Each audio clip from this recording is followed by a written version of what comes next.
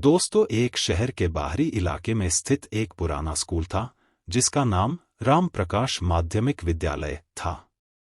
यह स्कूल 50 साल से अधिक पुराना था और शहर के सबसे प्रतिष्ठित स्कूलों में से एक हुआ करता था।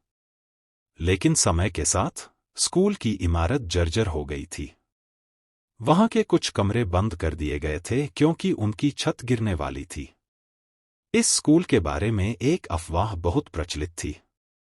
कहा जाता था कि रात के समय वहां कुछ अजीब घटनाएं होती हैं। बच्चों और अध्यापकों ने भी कभी-कभी अजीब आवाजें सुनने का दावा किया था। लेकिन कोई भी यह नहीं मानता था कि स्कूल में सचमुच भूत है। रवि, कक्षा 9 का छात्र, अपने दोस्तों के साथ हमेशा मस्ती करता था। वह न तो भूत प्रेत की कहानियों पर विश्वास करता था और न ही डरता था। एक दिन स्कूल में जब सभी दोस्त भूत की कहानियों पर चर्चा कर रहे थे, तो रवि ने हंसते हुए कहा, "यह सब बकवास है।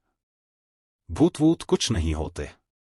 मैं तो आज रात स्कूल में जाकर यह बात साबित कर दूंगा।" दोस्तों ने उसे चिढ़ाते हुए कहा, "अगर तूने ऐसा कर दिखाया, तो मान लेंगे कि तू सच्चा बहादुर है।" रवि ने चुनौती स्वीकार कर ली। उस रात रवि स्कूल की इमारत के पास पहुंचा। गेट बंद था, लेकिन वह दीवार फांदकर अंदर चला गया।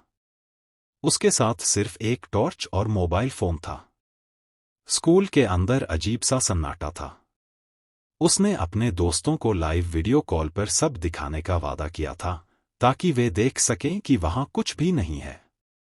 जैसे ही रवि स्कूल के अंदर दाखिल हुआ, उसने महसूस किया कि हवा में अजीब सी ठंडक थी। उसने टॉर्च जलाकर चारों ओर देखा। हर तरफ धूल और मकड़ियों के जाले थे। लेकिन उसे कुछ असामान्य नहीं दिखा। वह धीरे धीरे बंद पड़े कमरों की ओर बढ़ा। जब वह लाइब्रेरी के पास पहुंचा, तो उसे किसी के कदमों की आवाज सुनाई दी। उसने मुड़कर देखा, लेकिन वहां कोई नहीं था। उसने सोचा कि शायद यह उसकी कल्पना है। रवि ने लाइब्रेरी का दरवाजा खोला। वहां एक पुरानी कुर्सी थी, जो अचानक खुद ब खुद हिलने लगी। यह देखकर रवि के रोंगटे खड़े हो गए। उसने तुरंत दोस्तों को फोन लगाया, लेकिन नेटवर्क नहीं आ रहा था। तभी एक किताब शेल्फ से गिर गई। रवि ने हिम्मत करके किताब उठाई। किताब के पन्नों पर खून के धब्बे थे। अब रवि को डर लगने लगा। उसने सोचा कि उसे तुरंत वहां से बाहर निकल जाना चाहिए। जैसे ही वह लाइब्रेरी से बाहर निकला, उसने देखा कि स्कूल का मुख्य गेट अपने आप बंद हो गया है। वह भागकर गेट की ओर गया, लेकिन गेट नहीं खुला। रवि ने गेट के पास बैठकर अपने दोस्तों को फोन करने की कोशिश की, लेकिन कोई जवाब नहीं मिला। अचानक उसने पीछे से किसी के हंसने की आवाज सुनी।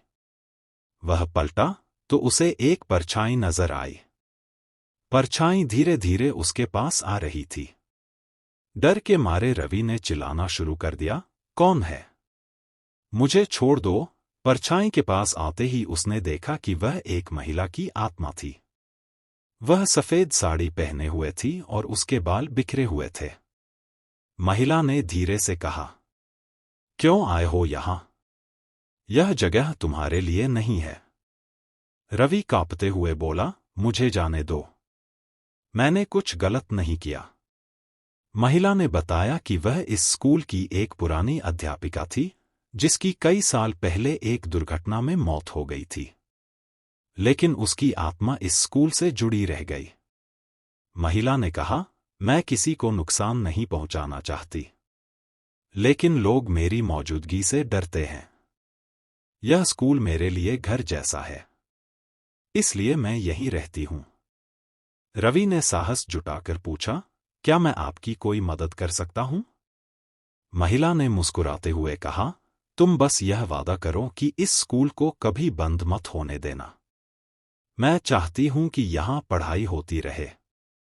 रवि ने वादा किया और कहा, "मैं यह बात सबको बताऊंगा।" अगले दिन रवि ने स्कूल में सभी को अपनी कहानी सुनाई। कुछ लोग उस पर हंसे, लेकिन कुछ ने उसकी बात को गंभीरता से लिया। स्कूल के प्रिंसिपल ने इस घटना की जांच कराने का फैसला किया। धीरे धीरे स्कूल की जर्जर इमारत को ठीक कराया गया। बच्चों ने फिर से वहां पढ़ाई शुरू कर दी।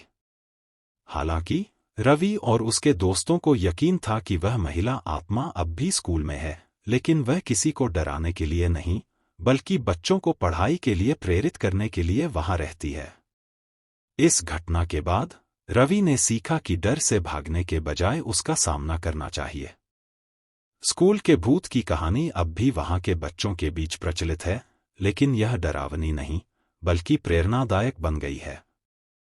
दोस्तों, कहानी कैसी लगी कमेंट में बताना। दोस्तों, आप लोग मेरे चैनल को सब्सक्राइब नहीं कर रहे हैं। दोस्तों, PLZ मेरे चैनल को सब्सक्राइब कर दीजिए।